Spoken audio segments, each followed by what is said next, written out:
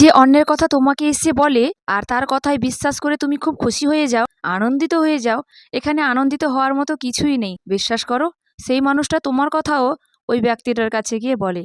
কারণ মানুষ হচ্ছে অভ্যাসের দাস। সে যেটা অভ্যেস করে ফেলে সেটা সে কোনোদিনও ছাড়তে পারে না।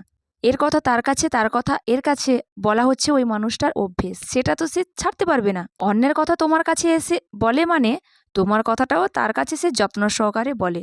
এই জন্য অন্য কাউকে বিশ্বাস করে লোকের কথা বলাটা এবার বন্ধ করো। যেরকম তোমার কাছে সে কী কী করেছে বলছে, তেমনি তুমি তার নামে কী কী বলছো সেটাও সে সেখানে যত্ন সহকারে বলছে। সে তোমার কাছে তোমার মতো, তার কাছে তার মতো। এই জন্য তো তৃতীয় ব্যক্তি এত সাহায্যকারী হয়। যার যেটা স্বভাব, সেটা তোমার কাছে হোক বা অন্যের কাছে, সেটাই সে করবে। তাই ওই ব্যক্তিদের কাছ থেকে অন্যের কথা শুনে এত আনন্দিত হওয়ার মতো কিছুই নেই। তুমি যে এত আনন্দিত হচ্ছ, তোমার কথাও অন্য কেউ শুনে তেমনই আনন্দ পাচ্ছে। তাই কখনো কাউকে এতটা বিশ্বাস করো না।